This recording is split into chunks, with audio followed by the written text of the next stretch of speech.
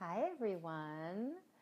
Welcome to another Q&A Thursday with me, Alisa Vitti, founder of Flow Living, author of Woman Code, and the creator of the recently launched My Flow app, the first and only period improvement app.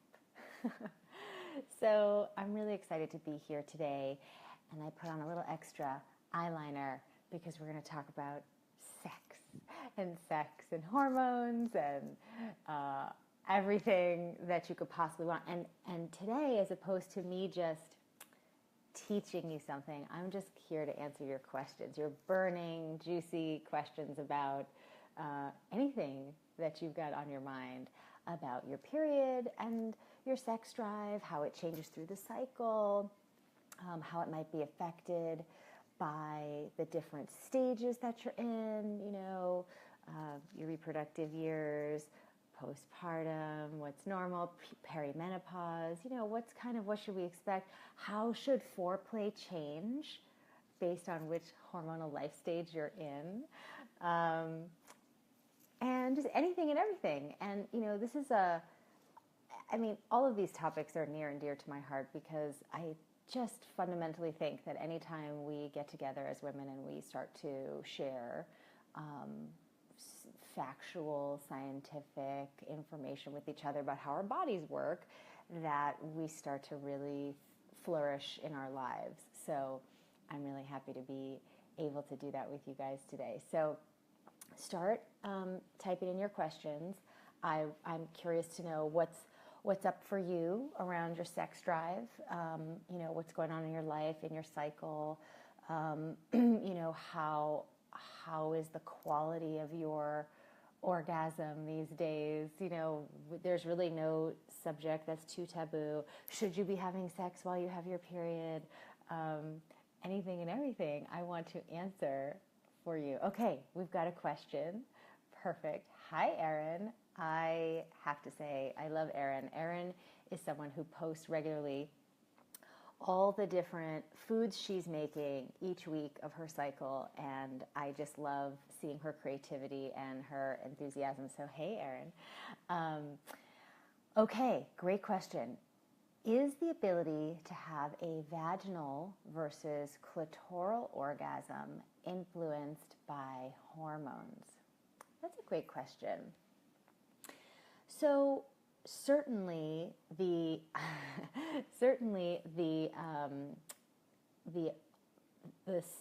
capacity that you have for clitoral orgasm is absolutely affected by hormones, and one could say that vaginal is also a little bit influenced by that, but that also can sometimes be a completely separate issue. So in nature, we look at this sort of vaginal orgasm as something that is not necessarily that the majority of women will experience, in fact. The majority of women will experience a clitoral orgasm, but not a vaginal. And it takes really, working around the vaginal area to figure out what sensitive spots that you do have to see if that's something that's possible for you.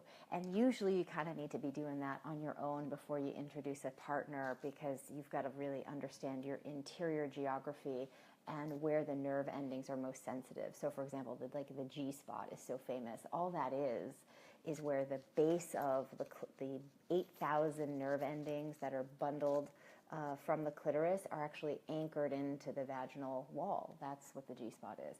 And so you have a couple of different spots. You have the U spot near the urethra, you have the A spot near the anus, and then of course you have the cervix as well. And there's all sorts of different stimulation that you can have vaginally. So yes, that's of course influenced by estrogen, because that's affecting vaginal tone and the sensitivity of the tissue and lubrication. So yes, that's obviously going to be affected by hormones.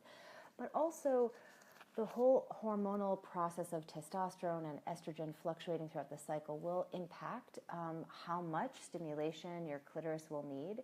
And I think a lot of us, we know that's the case, but we're not necessarily tracking right? We might be tracking our ovulation, but we're not tracking, how much foreplay do I need based on where we are in the cycle.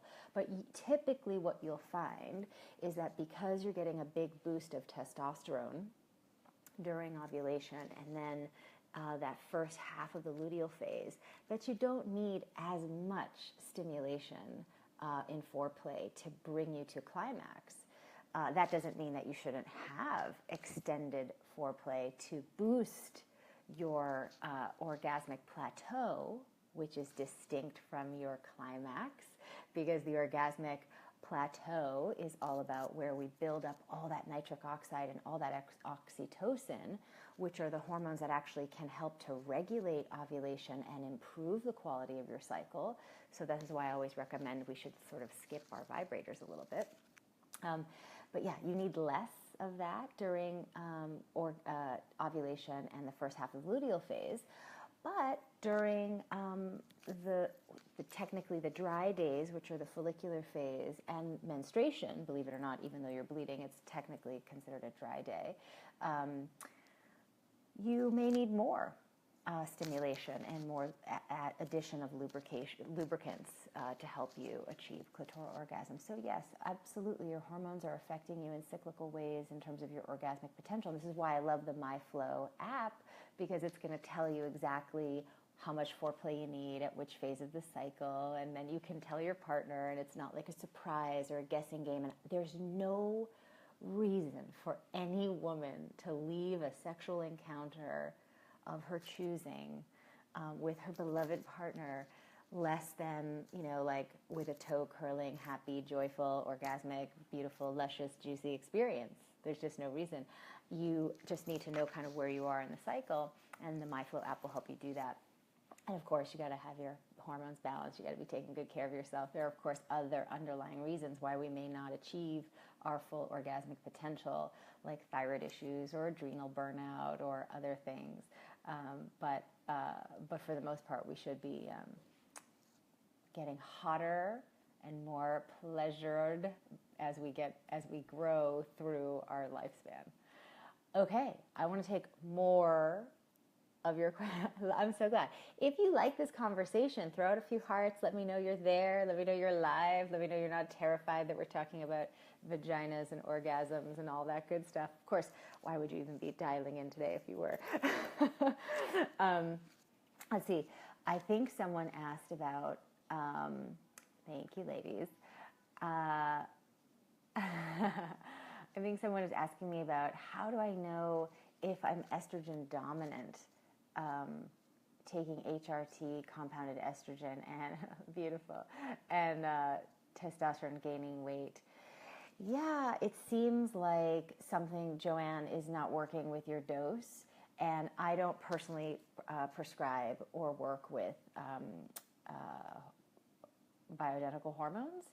And I'm not sure if you're taking bioidentical or synthetic. So what I would recommend is that you go right back to the practitioner who prescribed them to you and talk to them about the fact that this isn't giving you the results that you want, and keep working on the dosage until you get there.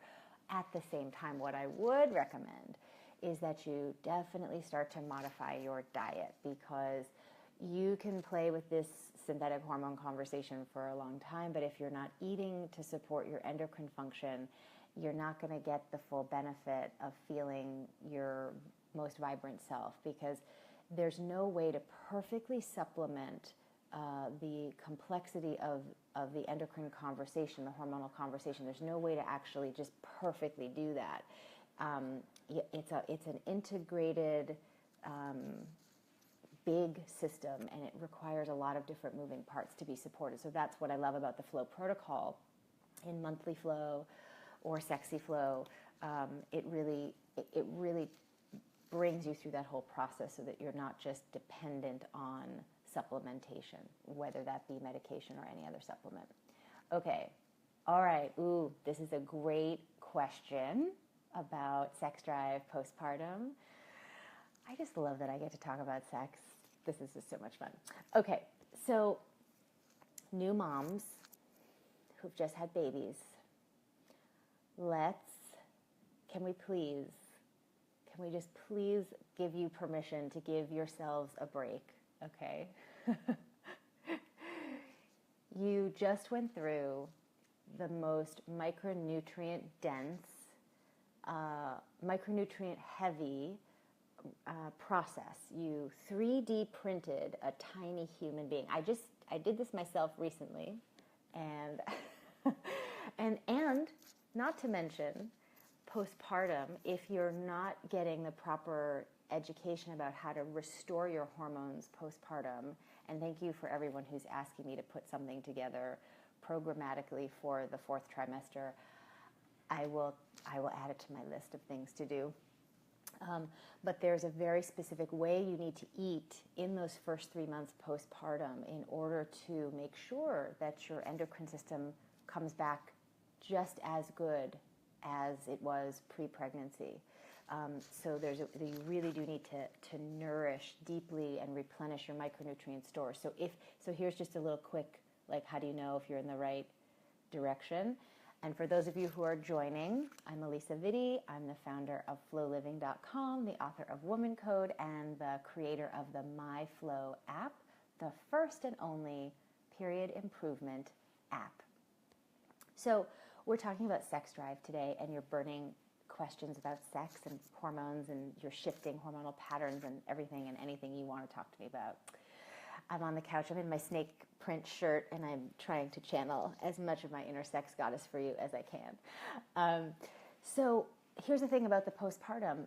If you don't replenish those micronutrient stores, it's going to be really hard for you to regain your sex drive. So how do you know if you're doing it the right way? Well, if you're eating anything like lots of raw salads, lots of smoothies, lots of raw fruit, lots of that kind of stuff, you're digging yourself, further into the hole of depleting your energy. So postpartum, if I had to say just one quick thing about it, you want to think about those first 3 months postpartum, just like you would think about in the cycle syncing process, the kinds of foods that you're eating in the menstrual week. Really micronutrient dense, heavy protein, fats, and lots of it. It's really not about so much dieting these 3 months. It's really about replenishing the supply of micronutrients that are needed. And why is that important? Because sex drive and menstruation are not essential to your survival. I know, it seems silly that they wouldn't be, but they're not. What is essential to your survival, that the endocrine system is 100% focused on all day long, every day, even if you're botching it up unwittingly, is protecting the supply of sugar, glucose, to the brain, the heart, and the muscle, okay? So if you're not eating enough, or trying to lose weight too quickly postpartum, or at any time you're messing with your blood sugar, your cycle's going to start to get erratic and your sex drive's going to go away, guaranteed. It's kind of like, you don't need the frosting on the cupcake, and your sex drive is definitely the frosting on the cupcake. So if you want to have your cake and eat it too, you have to eat, you have to feed yourself, you have to feed your sex drive. Not to mention, if you're doing a lot of caffeine, right, to keep your energy up, well, certainly this might be pointing to the fact that you've got some adrenal fatigue going on, which is at the core of so many of us, whether we're moms or not, or whatever, we're just busy people. This adrenal fatigue is at the core of why, if you're like tired, again, sex drive is not essential for survival.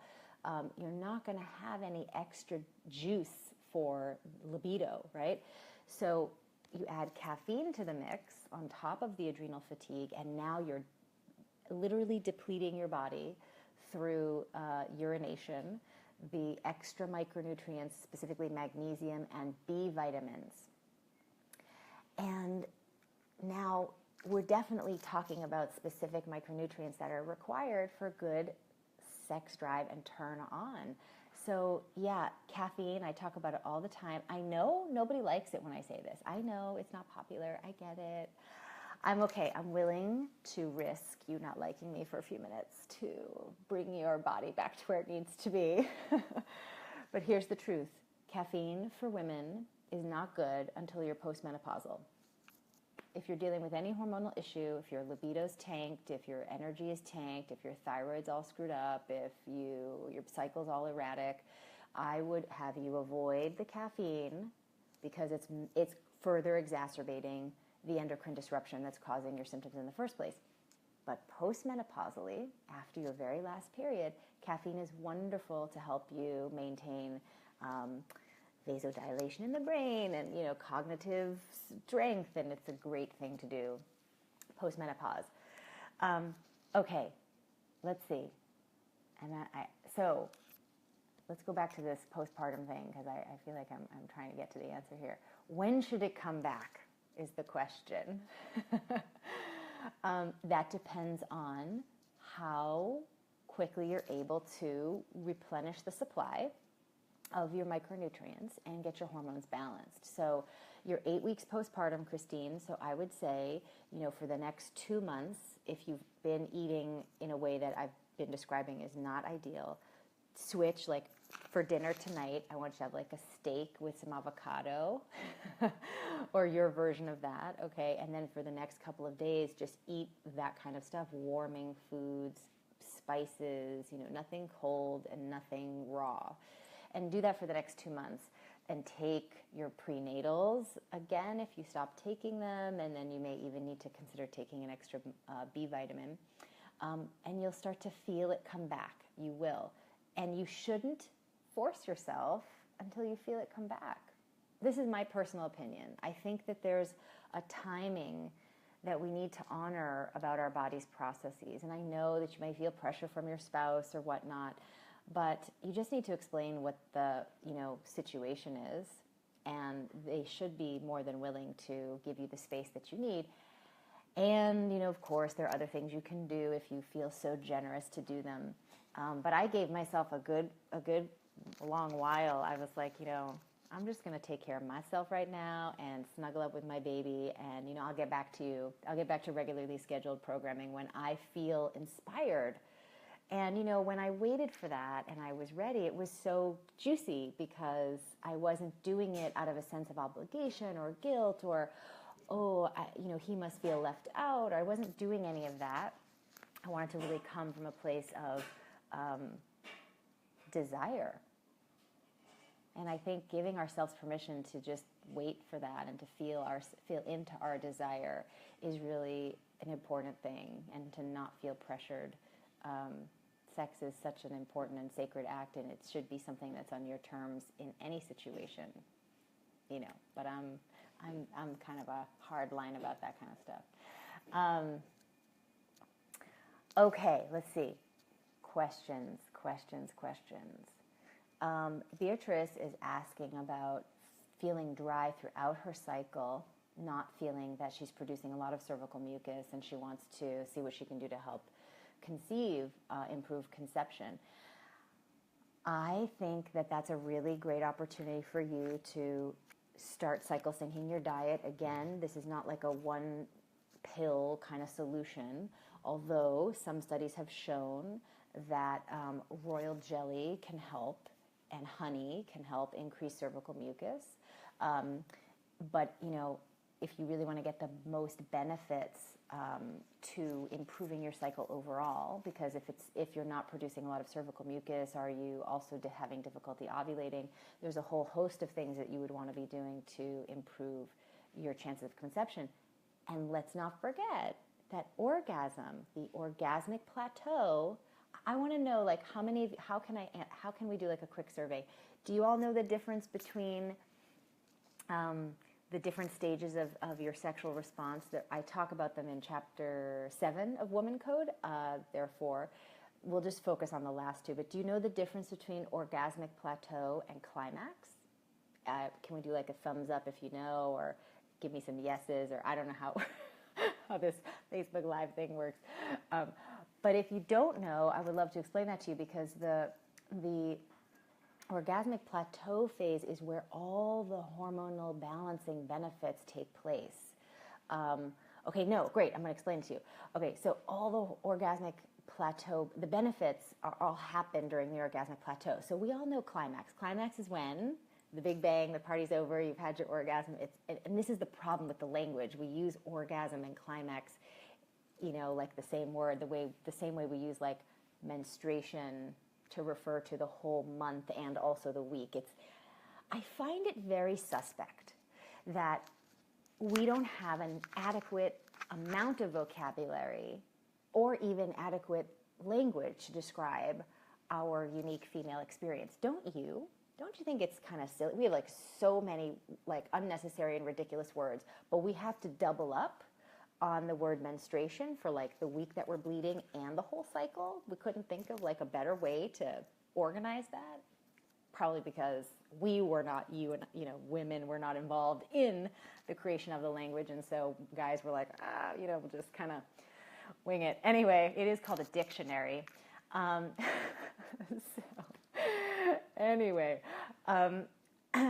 Back to orgasmic plateau. The hormonal benefits come through this time that you spend giving yourself as much time prior to finishing, prior to completing, prior to the climax. The longer, so let's say it's like you go from 0 to 10, okay? And at a 10, you've reached your climactic moment. If you can keep yourself for like 15 minutes between a 6 and an 8, right? And you don't go past the 8, because kind of once you go past the 8, you don't want to stop and you want to get to the 10. So if you can kind of slow things down, keep yourself between a 6 and an 8, it's much easier doing this if you use your hand as opposed to a vibrator, because vibrators, really hyperstimulate the 8,000 nerve endings of the clitoris and really do rush you to climax, which in some cases that's really great. But if you want to increase your fertility, for example, and if you have something like PCOS or irregular cycles and you want to improve ovulation, you can actually use the orgasmic plateau medicinally, therapeutically, to help boost levels of nitric oxide and oxytocin to help you regulate ovulation, improve fertility, not to mention all the other great things that it does for you. So think about self-pleasuring as a therapeutic hormonal balancing activity that you want to consider doing at least once a week on your own without a vibrator, with some good lubricant, a non-silicone-based lubricant like aloe cadabra or something to that effect that's all natural. Please don't put liquid plastic on your lady parts if you don't have to. And just take some time. Take some time with yourself and see if you can get yourself into that orgasmic plateau for like 15 minutes before you finish. You will feel very, very different afterwards. And of course, you can extend that for up to an hour if you wanted to, if you had a lot of time on your hands. Okay, let's see. Perimenopause. Tracy has a question about perimenopause and irregular cycles and how do I know where I am in my flow so I can maximize libido. Definitely all over the place now. That's a really good question, and it's something that so many women experience. So perimenopause has like 2 distinct parts, just like the luteal phase. So 35 to 45 we'll call sort of the first half of perimenopause, where you should be cycling fairly regularly and you should experience no real changes to the cycle. And then 45 to 55, and of course this varies from individual to individual, you'll start having that slow irregularity to the cycle. And again, your body is making more and more follicular stimulating hormone so that you eventually stop ovulating, and then you are postmenopausal of your very last period, and it's a big exciting moment, and then you are postmenopausal. So what do you do in that in-between time? But here's the thing. Just like we buy into the mythology, the cultural mythology that your period is supposed to cause you suffering for half the month, right? How many of you have heard that somewhere before, right? That you're supposed to suffer, that it's painful, and it's pretty much in every religious kind of conversation I've ever heard about that women are meant to suffer, and all this unfounded, from a scientific point of view, conversation. Well, similarly, because we aren't given the right education about how our bodies work, we also approach midlife with the idea, another big, powerful piece of cultural mythology, that our sex drives are supposed to decline and decrease as we age, which is actually completely false. So men start going through what is called andropause, the cessation of the decrease in production of androgens, which is what gives them their male characteristics, at 25. We don't go through menopause until like 50s, right? 55, whatever it is for you. But all the while, because we're making less estrogen to compensate for that, to protect our bone density, we make more testosterone, which balances out our sex drive, and in fact, for some women, makes it more hot. For the majority of women, we get hotter with our desire, more orgasmically capable as we get older. So, for those of you who are going through perimenopause, do not fear.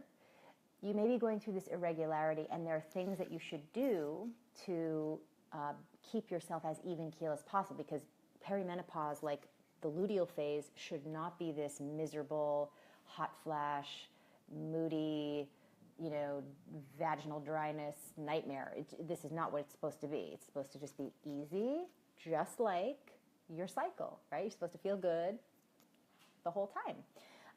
And so you want to be looking at supplements that you could take, like evening primrose oil or, dong quai, raspberry leaf. Things that are going to help you even out through the process.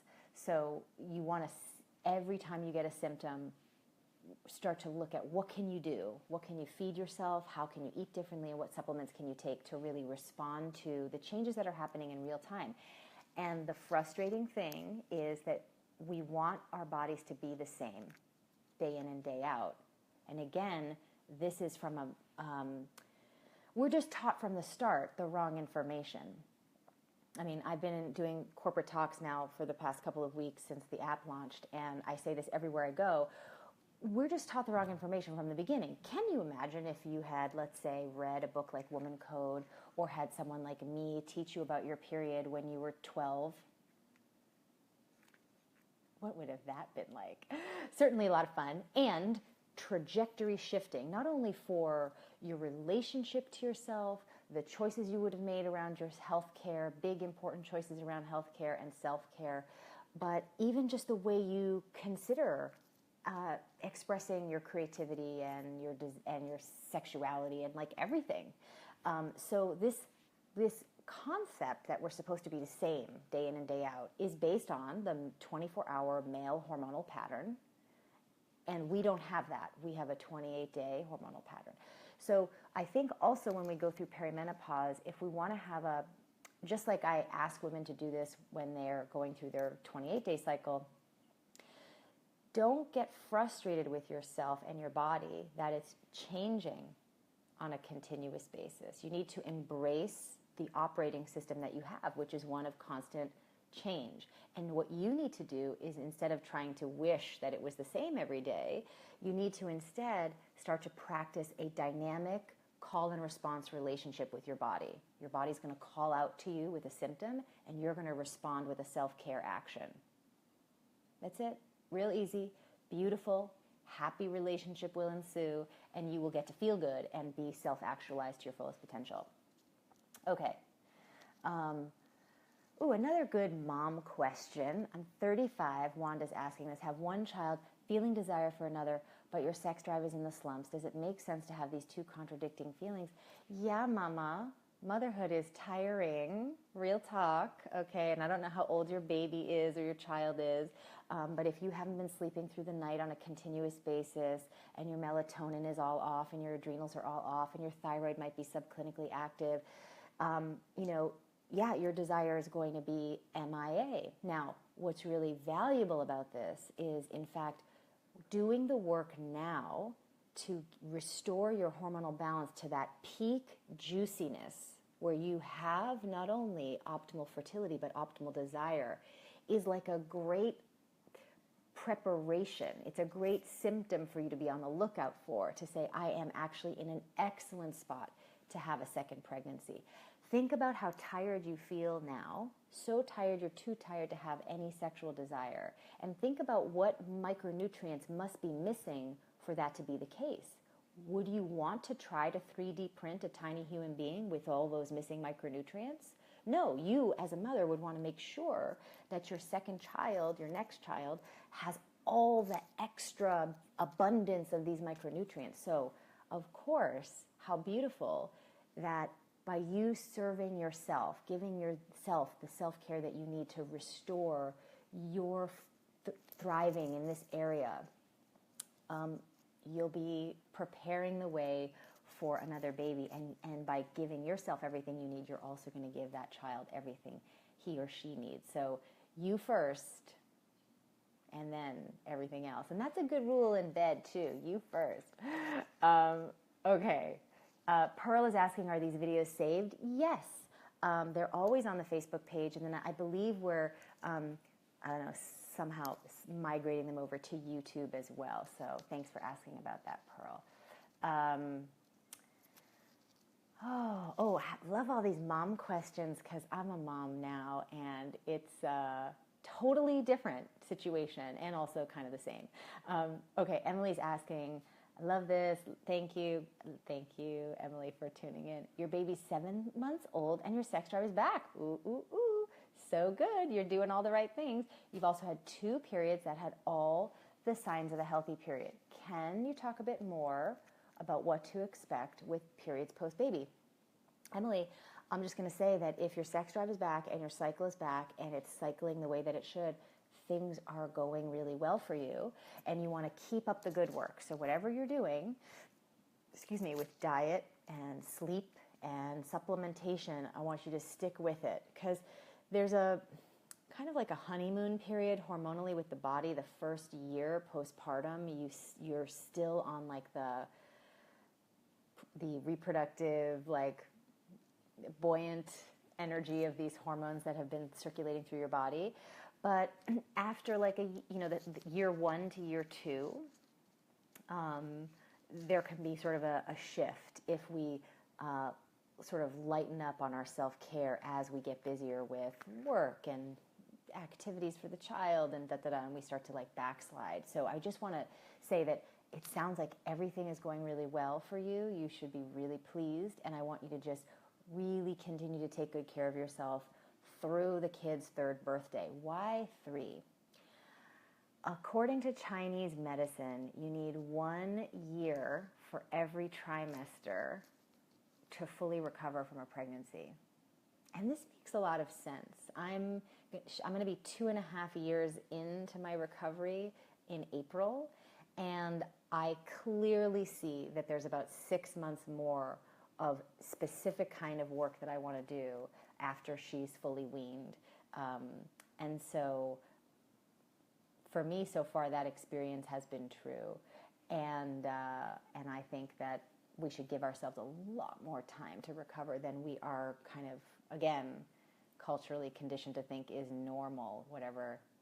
That's a silly word, because we just, if you made a baby, that's an heroic, extraordinary thing that your body does, and you need to replenish for a good long while after the fact.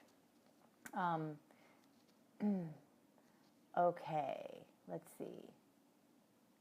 I'm scrolling back to try to get to... Don't you love that joke, Cindy? Cindy's laughing that I said it's called a dictionary. Yeah, I always think about that. I've been a nerd from the beginning, and one of the things I did as a child was read the dictionary. Just read it. Yep, and one of the early words, like for example, in the category A is arms akimbo, which means to hold your arms like this. Anyway, so I literally did that, and I always remembered thinking, there's like not a lot of words that are describing my reality. There's like a lot of words about war and industry, but it just struck me even at a young age that there was something missing. And then I looked at the title of the book, and I thought that was funny too. Okay, let me just check the time, because you know how I go on and on. Okay, good. So we're only half an hour in. We can keep chatting. Wait, I did something I didn't mean to do. Okay. Robin's asking a question about she got an IUD to stop heavy periods and now she has a low sex drive. What can I do to improve this? So Robin, I'm assuming that you got a hormonal IUD versus just a copper IUD. And anytime we take synthetic hormones, they can in fact disrupt something called sex hormone binding globulin, or as my husband likes to call them, sex goblins. Of course, I teach him everything that I teach anyone, and so he just, turns them into what a 13-year-old boy would say about it. So that's kind of charming and also irritating. But so yes, your sex hormone binding globulins are being affected by the synthetic hormones, and sometimes that's permanent, and it's not something that's talked about often enough. But if you take the pill, or any sort of, if you use the NuvaRing or Mirena IUD or any of these synthetic hormone replacement systems, if you will, they can permanently suppress the sex drive. And this is something that some women experience during pregnancy. I was one of them. So because the synthetic hormones of the pill or the Mirena or the NuvaRing, they're all designed to help mimic the hormones of pregnancy to prevent conception, right? So you're not actually having a period or a cycle, you're just having these very low-grade pregnancy hormones. The deeper I got into my second trimester, my sex drive really evaporated. Still there in the first, and then it sort of started to come back in the end of the third. But in the middle of the pregnancy, my sex drive kind of went away, and that was perfectly logical to me because, again, these hormones are designed to, pregnancy hormones are designed to deflect you from wanting to reproduce so that there's no conflict with the existing embryo. And so it makes, reproductive sense from that standpoint. So it's just something to think about. And if you have an IUD, for heavy periods, what are you also doing to deal with the estrogen dominance that is at the root cause of that heavy bleeding and that thickening of the endometrium? There's more that you can do with diet that is very effective. So I would really encourage you to look at that if you don't want to have the IUD that's giving you this side effect of a suppressed libido. Okay, let's keep scrolling and see.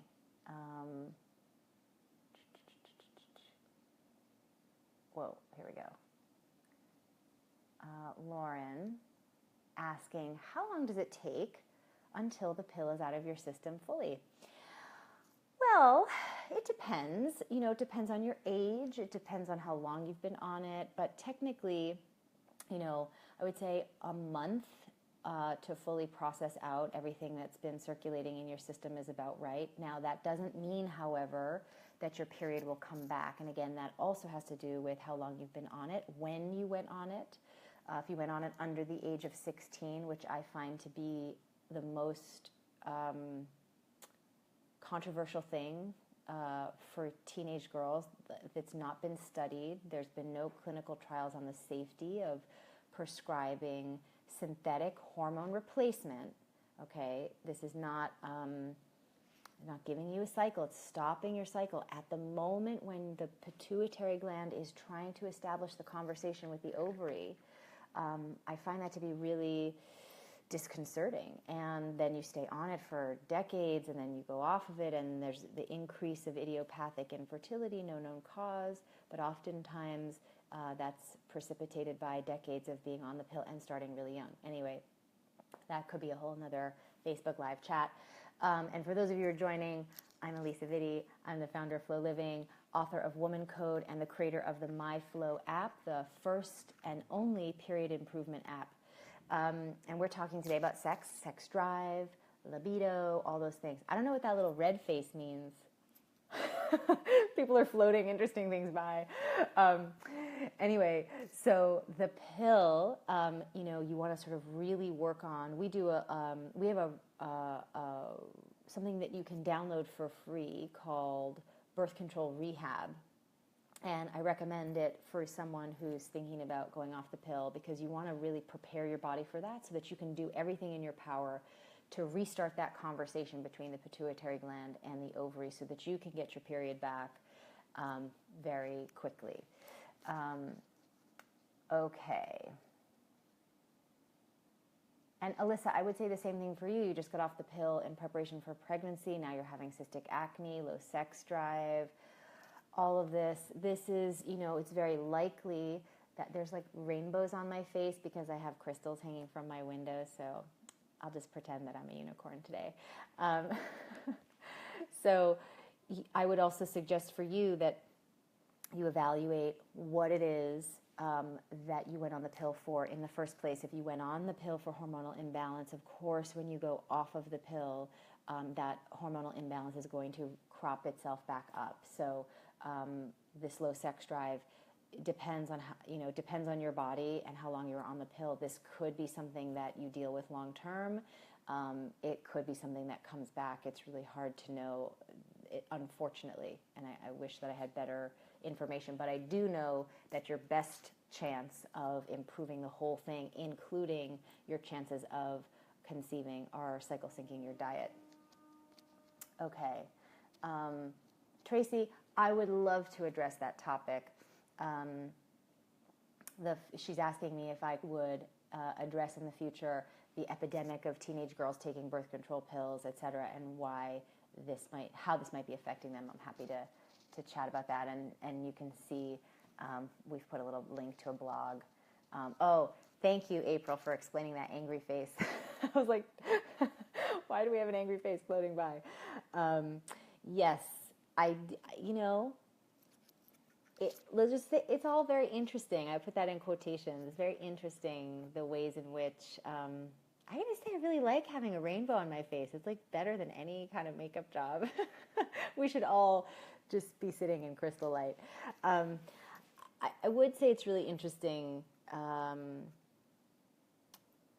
that there's so much information about suppressing our cyclical nature and not any information about what our cyclical nature is and how we should care for it. I mean, I went to the same sex ed class that you all went to, and I learned basically two things: that I'm going to get a period and that I shouldn't get pregnant, right? I should use protection, and that there were like tampons and pads to use when you get your period. Okay, so maybe that was three things. But that was it. I mean, there was not much. And then in all of my, AP bio classes in high school and in college, like there was not much more than that, maybe a little bit more in depth on the hormonal chart and looking at the ovary and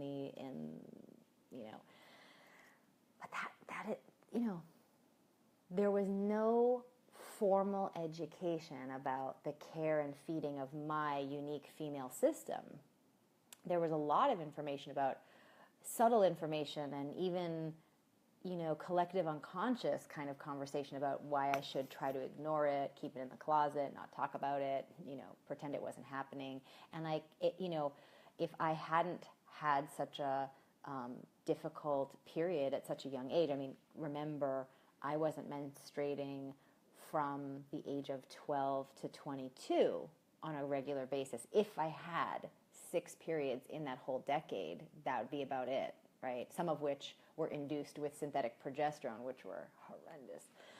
Now we're getting the bright, bright sunlight leaning back. So, I don't think that I would have, ended up becoming the period queen that I am today had it not been for my period or lack thereof and all the health issues that I had that forced me to really take a look at this. So I think that it's great that we're all here talking about it and that we're interested in the benefits of getting our hormones balanced, one of which is, that you're supposed to have a great sex drive. I mean, how many of you are feeling like you have the sexual desire and the orgasmic response that you want to have? Anyone? Anyone feeling like they're good with that? Give me just some comments, yes or no. I'm just curious where we all stand. How many of you wish you had more sexual desire, more orgasmic response? Yeah, no. More no's? I'm going to check my notes while you're typing me. I want to just make sure I'm covering everything for you today. Oh, yeah. One more key difference. Okay. Yes. Okay. More. Okay. So we want more desire. So, and notice I'm me. I love you, ladies. Okay, everyone. There's two different things here. There's more desire and there's more orgasmic response, both of which are dictated by, our hormones. So getting our cycle optimized is the key, because your sexual desire and your orgasmic response fluctuates throughout the cycle. And you can learn about how that works on the MyFlow app. And so it's such a good thing to do, to really kind of check in and learn about how you can do that and how you can improve that with food. And it's now easier than ever with the app. So just taking the little actions every week to align your diet and your exercise and even your self-pleasuring with where you are in the cycle is so critical. Chrissy has a question about what causes low response. As I said earlier in the chat, it can be anything from having low adrenal performance, subclinical thyroid, official hypothyroid. It can be magnesium deficiency, B vitamin deficiency. It can be being on the pill. It can be postpartum. It can be perimenopause. There are many reasons why desire can decrease and orgasmic response can decrease if we're not actively trying to manage all the different fluctuations that come. Yes, the app is more up to date than the book, Katie, for sure. And it's more interactive, and of course it tells you and tells you where you are in your cycle. Adrenal fatigue, really difficult to fix. Yes, can be very difficult to fix. But really, it's more of that it takes more time than we wish it did. When I had I'm going to say like a decade ago, I was definitely in like stage 1, maybe 2 adrenal fatigue. And it took me a good 3 to 6 months to get myself back where I wanted to be. So I would say take your time, stay consistent with your supplements, lay off the heavy exercise. Cycle syncing your exercise is probably one of the best things you can do for the adrenal support. And some extra B vitamins really do help. And now I'm just in a habit because I'm sensitive to, any form of stress. I mean, my hormones are so delicate. My God, if I don't get enough sleep, it's like I'm really just one of those women who has to really take care of her hormones. So, every day I drink Tulsi tea, for example, holy basil tea, just because I know it's going to help offset the stress that I'm going through, just normal day-to-day stress. So I usually do that in the afternoon. So I think it's really good to just get in the habit of recognizing that you have to give yourself some stress relief every day with food and supplementation and movement and orgasmic plateau. There's nothing better than orgasmic plateau to help heal the adrenals. So I think it's really, really good to practice all of that. For the woman, Emily, who's asking about, you went off the pill and your symptoms came back, I would have you scroll back when I was chatting about that. We have a report called Birth Control Rehab, and I would recommend that you do the monthly flow program for 1 month at least before you go off the pill, and then continue doing it for 2 months after, so that you do not have any relapse of any of these symptoms. That's what I've been doing with women for over a decade, and it really works. But if you just go off cold turkey and you went on it because you had hormonal imbalance, you should expect to have hormonal symptoms come back. And without any nutritional support, and all the micronutrient depletion that comes with being on the pill, it can oftentimes be worse. Oh, thank you, Sarah. I'm happy that I'm inspiring you to live more in alignment with your true nature. You know, I'm like really passionate about a world where women are embracing every aspect of their biology and celebrating it and nourishing it and not compromising, and creating a world around it. You know, that's sort of my dream, to see more and more our world reflect our reality, as opposed to us trying to squeeze ourselves into another paradigm that has nothing to do with our biology. And that certainly zaps our energy and our mood and our sex drive. So I would say thank you for being in the Flow family with me, because each one of us doing that together really certainly will change the culture and the way we educate our daughters. Can you imagine what kind of conversations I'm going to have with my daughter as she goes through her stages and ages, 7 and 9 and everything? I'm so excited. So many things to do at different age-appropriate ways, to really midwife her, not only into appreciating the majesty of her body, but also to train her by example and by formal educational, transference of knowledge, how to really be her best self-care expert for her own physical reality. It's like, I'm so excited to do that. Madison has a question, does birth control rehab help if you've already gone off the pill, have PCOS, and trying to get pregnant? You can certainly read it. Again, it's a free guide that we have on the site. But what I would recommend for you, if you've gone off the pill and you have PCOS and you're trying to conceive, is to at least begin with the monthly Flow program, to really, really get your endocrine system doing what it's meant to do. You need some time, a month to 3, to really prepare your body. The more the better, given that you've had exposure to the pill and you have PCOS, all of which point to micronutrient deficiencies that are going to make it more difficult to conceive. So if you can give yourself 3 months, and remember, I've been living in the Flow for 17 years, like maybe 18 now, I have to add years, and I prepped my body very actively for 1 year before I tried to conceive. In addition to my everyday cycle syncing, I just did a lot more of everything.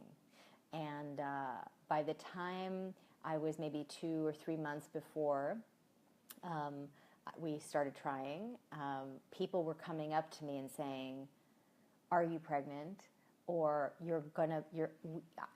some woman came up to me at a wedding and was like, I don't know you, but I just feel like you have this like glow about you, and I feel like the baby is coming into your life, and this whole funny like psychic thing that was happening for her.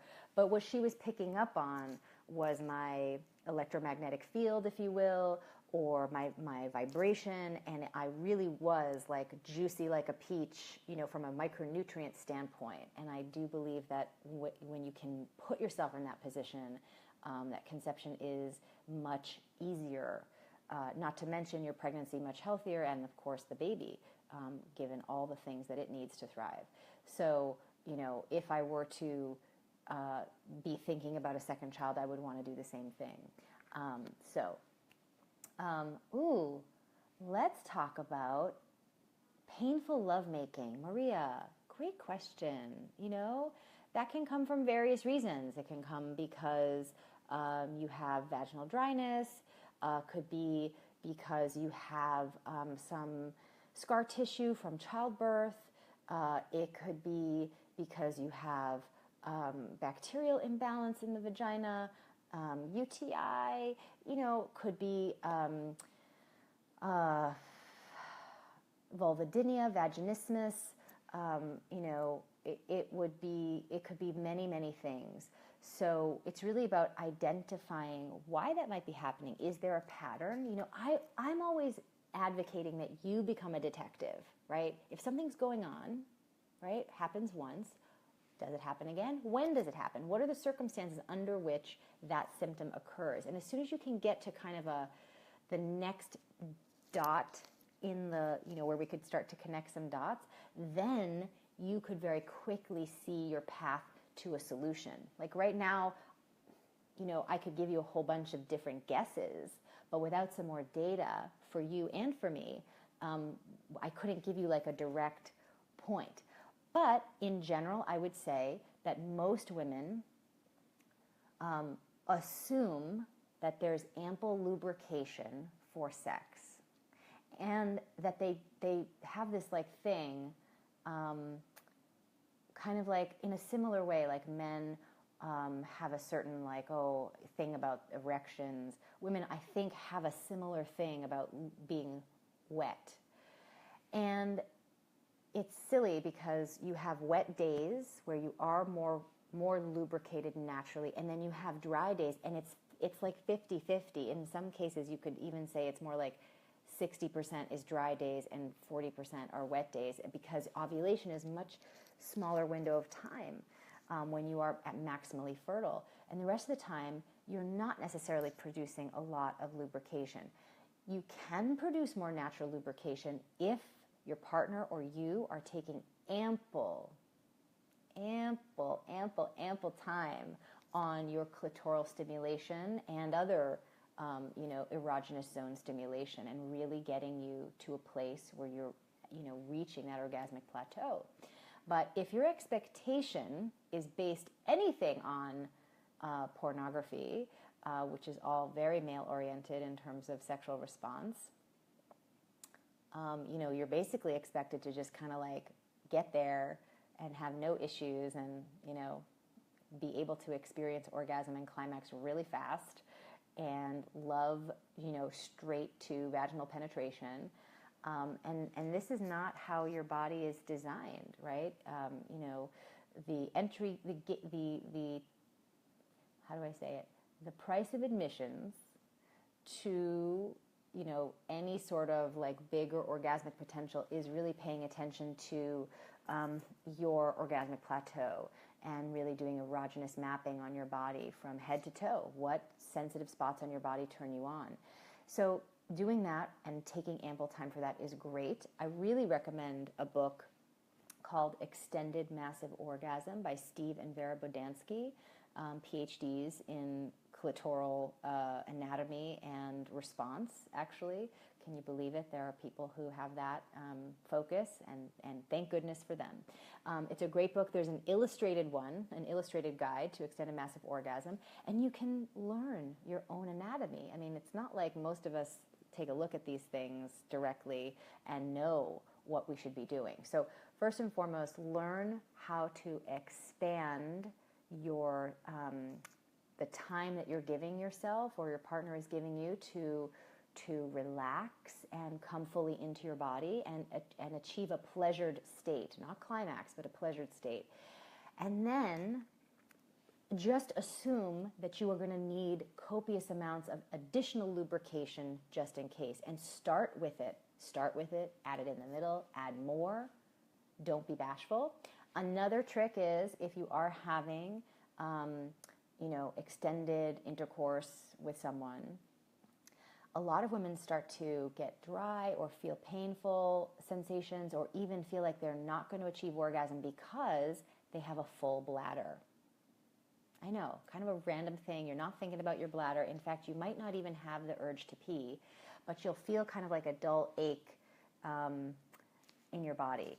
I highly recommend, if you're having a longer sexual, session with someone, that after you have your clitoral foreplay, take a pee break and come back. Empty your bladder before you start having penetration-based play.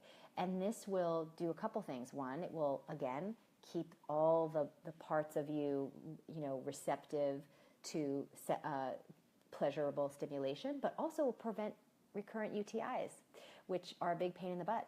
So, and a lot of women struggle with that as well. So this is one of the things that I would recommend. Josie's asking a question about pain during sex while ovulating. Though you have a totally normal, healthy period, ovulation is much more painful for me. So again, Josie, I'm just going to say, if ovulation is painful, then that's actually a hormonal imbalance called Mittelschmerz, where you are in fact experiencing pain mid-cycle. And it's due to excess estrogen, and so you would want to address that through the cycle syncing on the MyFlow app or with monthly flow or both. But you could also be experiencing pain during sex during ovulation because the cervix actually changes position during ovulation. And this is something that people who study and practice the fertility awareness method, where you're sort of self-evaluating your fertile factors like cervical mucus and cervical position, are great resources because, and also a great book for explaining this is my colleague Dr. Toni Weschler's Taking Charge of Your Fertility. She has great full color pictures of the cervix and how it changes during ovulation. And so your cervix itself could in fact be more sensitive during ovulation. So you would want to shift positions, right? Find positions where you can control the depth of penetration and not bump up into your cervix as frequently during that phase. But there's nothing wrong with you. It's very normal to be very sensitive in the cervix in general, and definitely more sensitive during ovulation. So instead of blaming yourself or shaming yourself, which we all do so much with sex, I would say that you instead should embrace the scientific facts and tell them to your partner and say, back off, or let me take the lead position so that I can control where everything is going. I get your back, girl, or your cervix. All right, it's 3 o'clock. I mean, literally, I would love to have a conversation about sex all day, every day. But I wanted to end with a thought for all of you about, sex is not, it's not just about sex when we're talking about sex, right? It's about so many things. But for me, one of the things that I think has been such a gift of living in accordance with my cycle, you're welcome, Josie. One of the things that has been a gift about living in accordance with my cycle and doing the cycle syncing that I teach in monthly flow and getting my hormones balanced and in the MyFlow app is really being able to access the fullness of my creativity, my creative expression, the full range of my creative self. And I don't mean that in the sense of painting pictures or whatever. I just mean that we as women are actually genetically encoded with this really massive creative potential because we do 3D print these tiny human beings. Whether or not we choose to make one, have a child, you have this huge capacity because of the shifting conversation of hormones affecting your brain chemistry every month. You do have this greater capacity for creating things. And you probably feel this about yourself. Like if you decide to redecorate your house, all of a sudden it's like this whole massive project and you get people involved and you build worlds, you build worlds around your ideas. And I think with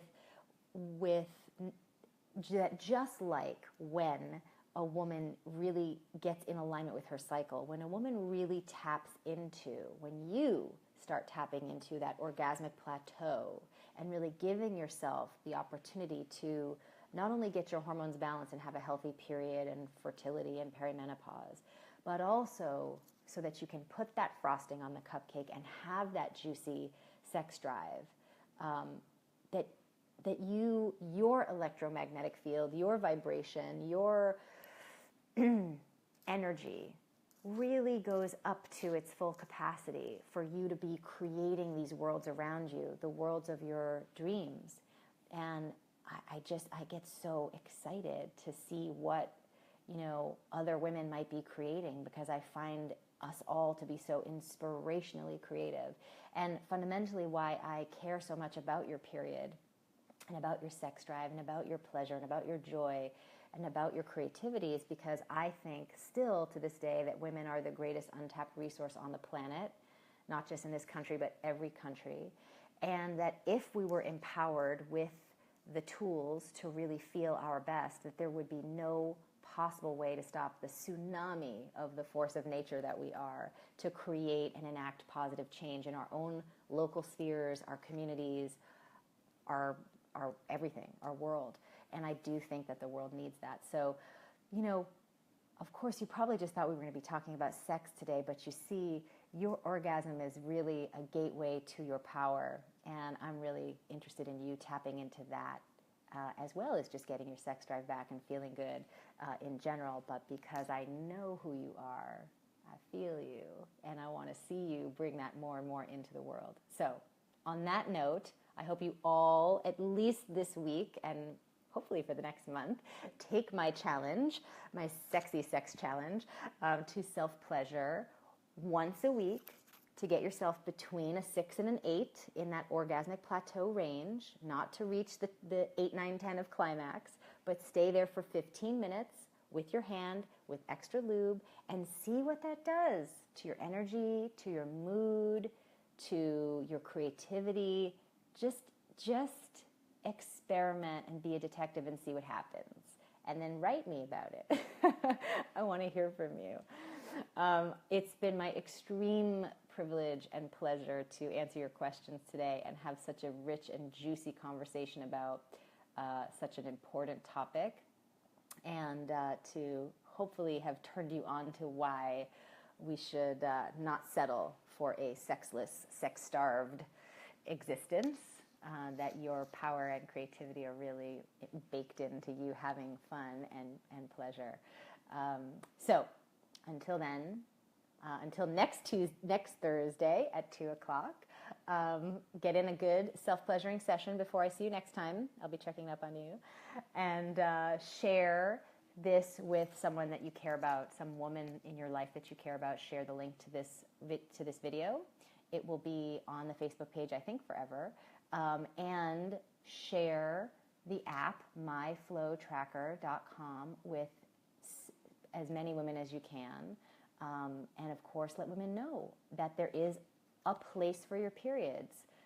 Flowliving.com, I built it to have, so there would be some place in the world to go for your periods. So let them know that there's a place if they're having problems. Just share the word, because we're going to share it with each other, and that's how we do it as women. Thank you all so much for joining me today. I'll be back next week. I love doing these, and I love you all. I'll talk to you very soon. Take really good care of yourselves and have some fun this week.